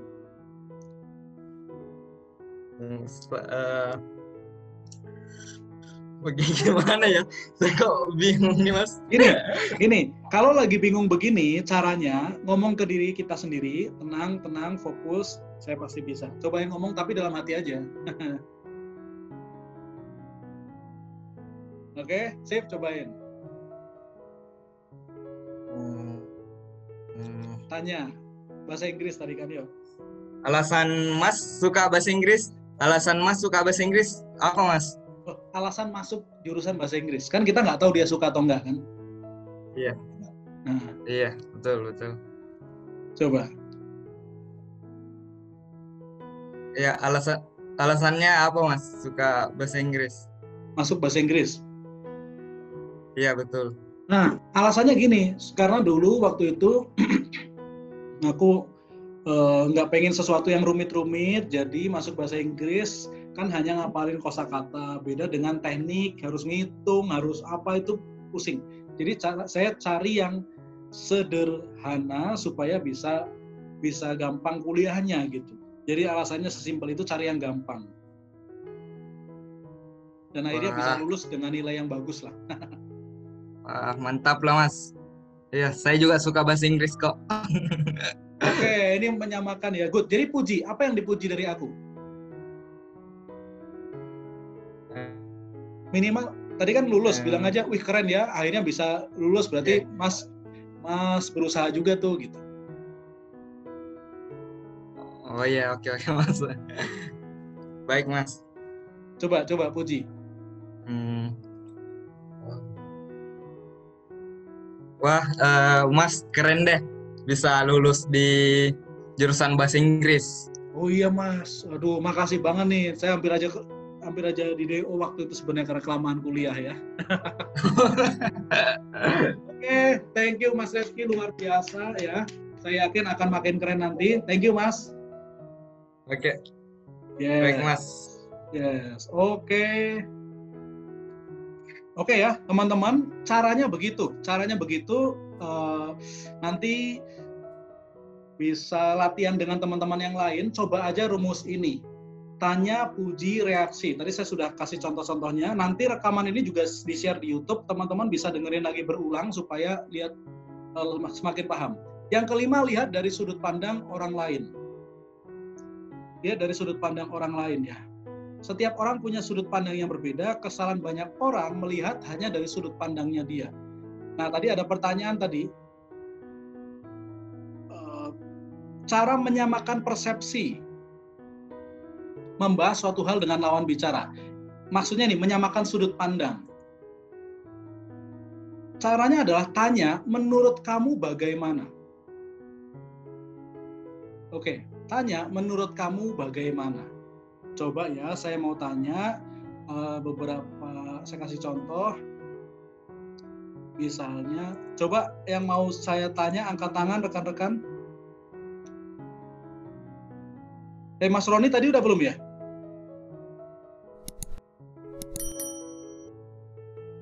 Coba Mas Zainal Arifin nih, Zainal Arifin. Halo Mas Zainal Arifin.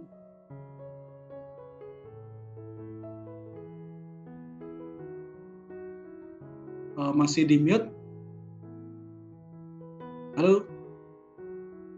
Halo. Yes, oke. Dari mana kampusnya? Daerah mana? Zainal Arifin dari Kalimantan Tengah, kampus di Kalimantan Barat. Excellent. STKIP Melawi. Wah, orang Melawi, luar biasa. Ini ya, gini, saya pengen tahu sudut pandang Mas Zainal Arifin. Caranya daripada saya, ini kan saya tanya, menurut kamu bagaimana? Bro Zainal, menurut kamu sesi kita hari ini bagaimana, Mas? Hari ini Mas terlihat keren, Mas. Oke, aduh makasih ya. Apanya yang keren? Yang paling menarik apanya? Cara berbicaranya keren, Mas. Oke, cara berbicaranya, apalagi kira-kira? Cara berbicaranya keren. Penampilan Mas juga keren, manis, senyumnya mantap. Yes. Terima kasih. Nah, saya tanya lagi, supaya ke depan training kita bisa lebih bagus lagi, menurut Mas bagaimana ya caranya ya? Caranya trainingnya lebih keren lagi, diterapkan setiap bulan, Mas. Oke, setiap bulan ada ya. Good, Ya. nanti kita pikirkan.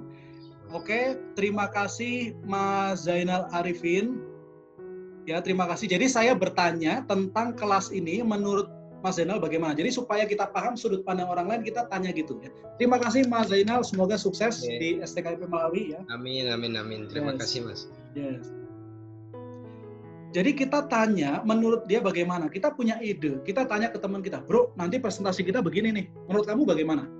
Atau ke dosen, bu, saya punya ide skripsi begini. Menurut ibu bagaimana? Ke atasan, Pak, saya punya ide begini supaya tim kita lebih keren. Menurut Bapak bagaimana? Tanya menurut dia bagaimana. Mengapa bisa begitu ya? Kemudian dengarkan jawabannya baik-baik. Dengarkan baik-baik jawabannya. Mendengar untuk memahami, bukan untuk jawab. Jadi supaya kita paham. Kalau dikomplain orang pun sama. Misalnya ada orang yang komplain nggak suka dosen. Misalnya gini, ini kamu ngerjainnya bukan begini. Ini nggak akan bisa diterima sama dosen yang lain. Kita emosi, ngerjain udah capek-capek, dimarahin begitu, tahan emosinya. Ingat, sudut pandang orang beda-beda. Kita tanya, Bu, terima kasih masukannya supaya ke depan saya bisa lebih baik. Boleh tanya nggak, Bu? Menurut Ibu seperti apa sih skripsi saya ini supaya saya bisa improve? Apa yang perlu diimprove? Terus dia bilang, menurut saya sih begini. Nah, kita dengerin tuh. Dengerin, oke, sambil nyatet. Orang suka kalau dia ngomong kita catat. Itu suka. Kita jadi tahu sudut pandang dosen kita. Atau calon pasangan kita lah. Kamu sukanya kalau ke bioskop nonton apa sih? Nonton film yang ini nih. Wah, jadi kita tahu nanti mau ngajakin nonton apa. Kamu makan favoritnya apa sih? Oh, aku sukanya ini. Kita jadi tahu mau ngasih apa. Lihat dari sudut pandang orang lain ya, teman-teman. Ini jurus yang luar biasa banget. Teman-teman harus praktekkan. Berikutnya, gunakan bukti pendukung yang kuat. Ini kalau teman-teman mau meyakinkan orang lain, Anda harus gunakan bukti pendukung. Jangan cuma ngomong, menurut saya begini. Enggak, harus bukti pendukung. Perkuat dengan bukti yang kuat. Contoh, misalnya gini. Ini perhatikan baik-baik. Saya akan memberikan contoh tanpa bukti dan dengan bukti pendukung. Cara pertama, tanpa bukti pendukung. Saya ngomong gini, teman-teman, istirahat yang ideal adalah 3 jam sehari. Itu istirahat yang paling ideal 3 jam sehari. Itu cara pertama. Cara kedua, saya ngomongnya begini. Teman-teman, menurut Aderai, pakar kesehatan, binaraga keren banget, pemilik bisnis kesehatan, ya teman-teman tahu, istirahat yang ideal itu adalah 3 jam sehari. Lebih meyakinkan mana? Cara pertama atau cara kedua?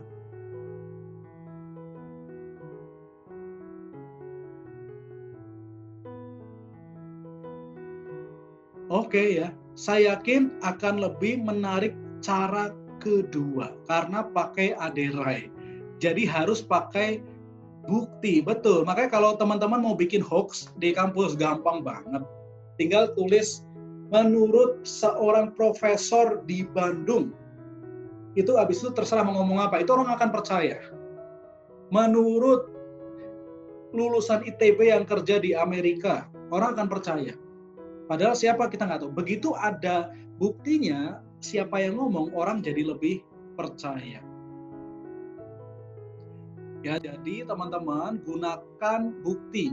Bukti itu apa? Misalnya gambar. Kalau presentasi gunakan gambar, visual, video.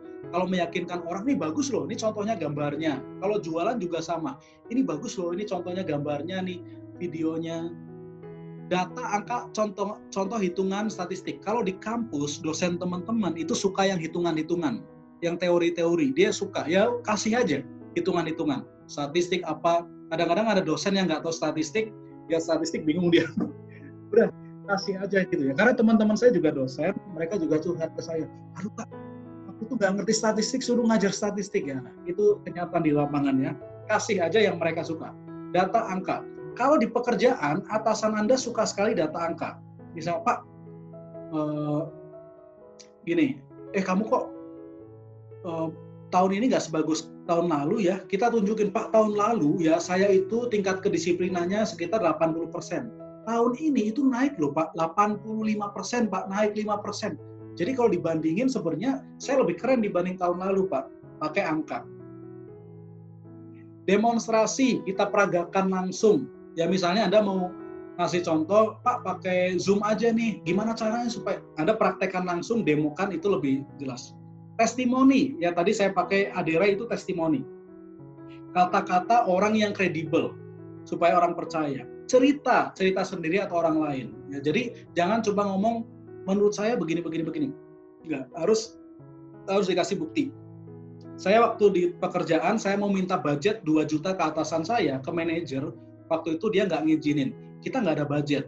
Terus saya ke direktur, nggak diizinin. Akhirnya saya ditolak ide kita. Terus saya ganti idenya, saya bilang begini, Pak, di kawasan situ itu ada 1.000 perusahaan.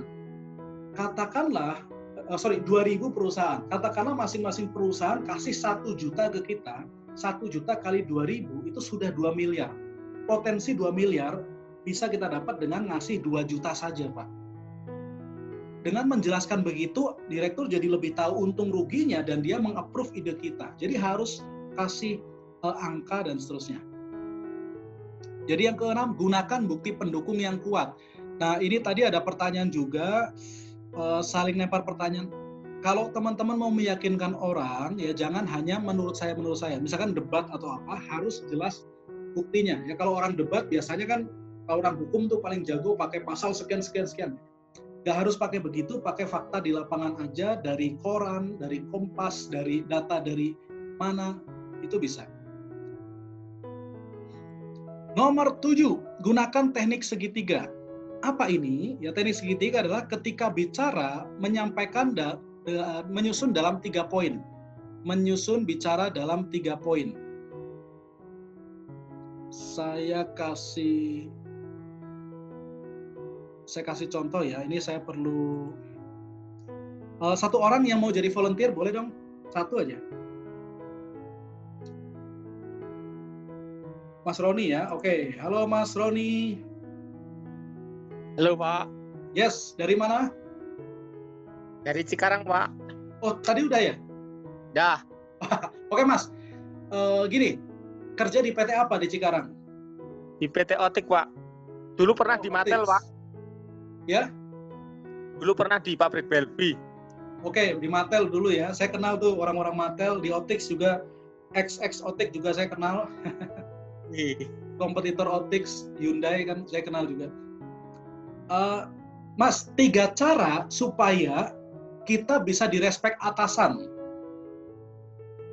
Pertama, jadi supaya atasan itu respek, kagum sama kita. Pertama apa? Attitude. Sikapnya harus bagus, good. Yang kedua? Kerapian, excellent. Yang ketiga?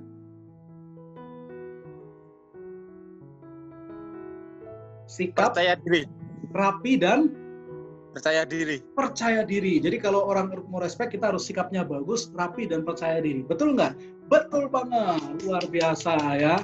Mas Roni baru pakai namanya teknik segitiga, menjelaskan dengan 3 cara. Oke, terima kasih Mas Roni ya, sukses. Ya dengan begini semakin pede ya kan? Yes, oke. Satu lagi. Cewek, boleh dong?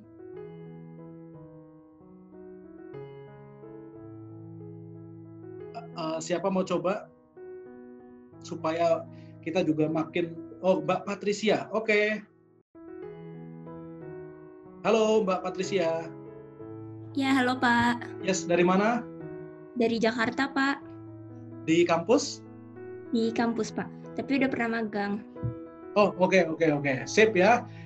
Coba Mbak Patricia, berarti pertanyaannya 3 cara supaya kita semangat setiap hari. Apa tuh? Pertama, ingat kita tuh tujuannya apa sih? Kalau misalnya kita ngebayangin diri kita udah mencapai tujuan itu kan kita jadi semangat gitu. Super sekali ya. Pertama, ingat tujuan kita. Good. Yang kedua? Yang kedua,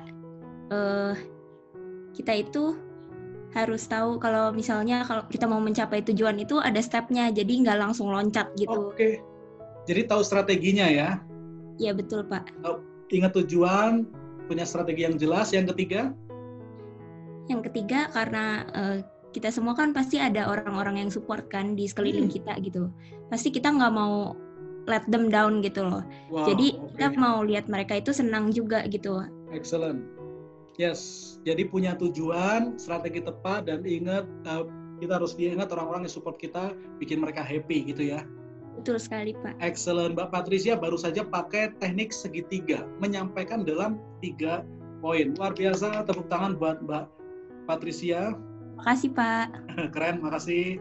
Ya teman-teman, itu teknik segitiga, semudah itu. Maksudnya gimana Pak? Apapun pesan kita, sampaikan dalam 3 poin. Misalnya, tips hidup sehat. Biasanya ada 3 ya. Di seluruh Indonesia biasanya 3 ini muncul. Olahraga teratur, pola makan sehat, istirahat cukup. Kemudian Anda jelaskan. Seperti tadi yang dilakukan Mbak Patricia, Mas Roni. Itu teknik segitiga. Misalnya nih, disuruh presentasi. Apa yang Anda dapat dari KKN kemarin? Sampaikan 3 hal yang kami simpulkan dari KKN kemarin. Pertama ini, kedua ini, ketiga ini. Gitu. Jadi bisa digunakan untuk di kampus presentasi atau menjelaskan. Ada 3 alasan Pak kenapa saya mau lakukan cara ini. Pertama ini, kedua ini, ketiga ini. Ya, ini ada videonya, saya khusus buat di YouTube, teman-teman bisa lihat. Pak kok bolak-balik di YouTube? Karena jam kita terbatas rekan-rekan. Ya, ini kalau training seharian bisa dibuka semuanya. Ini cuma 2 jam. Jadi harus disambungin ke teman-teman belajar sendiri ya. Di YouTube ada, supaya pesannya jelas, kita pakai teknik segitiga. Itu nanti dibahas di sana. Oke. Ini nggak usah. Jadi 7 cara tadi sudah dibahas, sudut pandang, gunakan bukti, dan gunakan teknik segitiga. Oke, silakan. Masih ada waktu teman-teman, kalau ada pertanyaan. Ini yang di Q&A ya. Ini yang saya berada di lingkungan yang sulit. Untuk yang ini memang harus ngobrol dengan orang yang lebih paham budayanya, tapi prinsip-prinsip tadi matching, bangun relation, ujian itu akan berhasil. Bagaimana menyanggah pernyataan atasan yang mengandung simple relation? Nah ini saya perlu tanya nih, Mas Januar masih ada nggak nih Mas Januar nih? Oh masih ada, oke. Halo Mas Januar.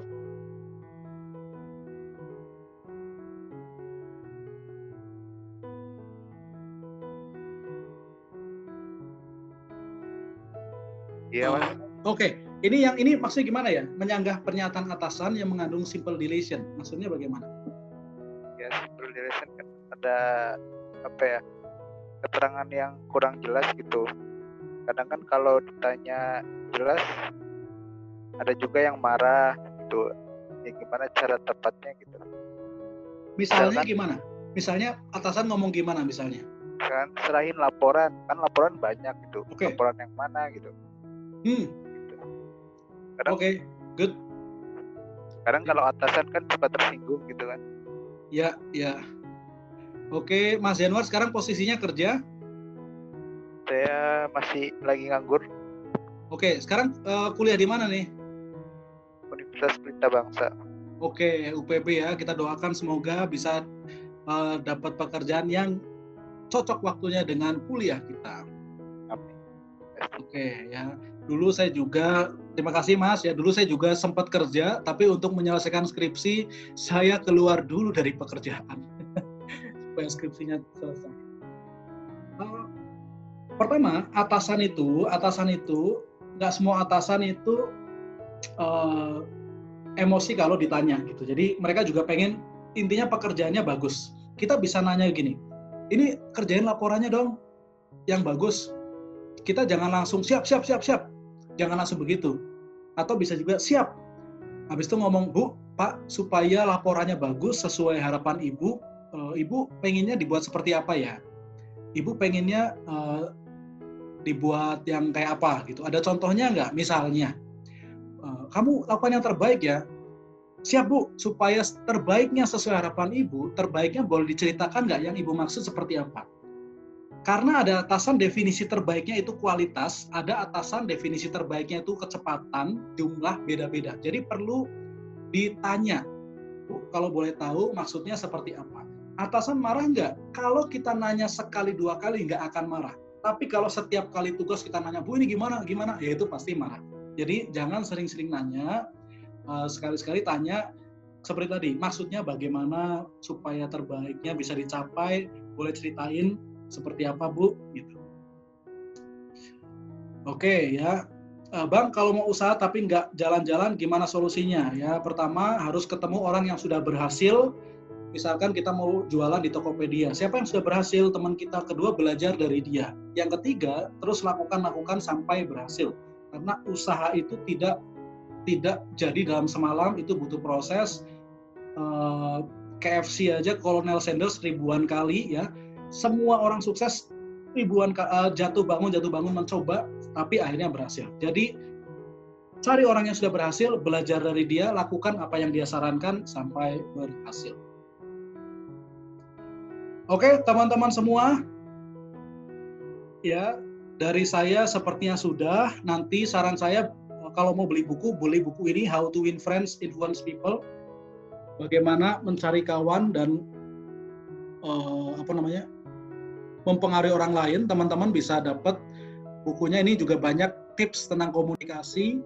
Di situ dikatakan ketika berhubungan dengan manusia, kita berhubungan dengan makhluk emosi, bukan logika. Jadi harus jago komunikasinya. Ya, jadi ada ini juga ya teman-teman, saya sarankan juga lihat di YouTube channel kita banyak wawancara ini dengan Pak Yusi Santoso, Direktur HRD Mulia Keramik, bagaimana dia jadi direktur di usia 38 tahun. Ya, jadi teman-teman kalau mau berhasil di karir, tolong lihat video ini supaya mindset kita sama seperti orang-orang sukses. Kita tahu cara-caranya. Bagaimana bisa meyakinkan atasan? Itu Pak Yusi melakukannya.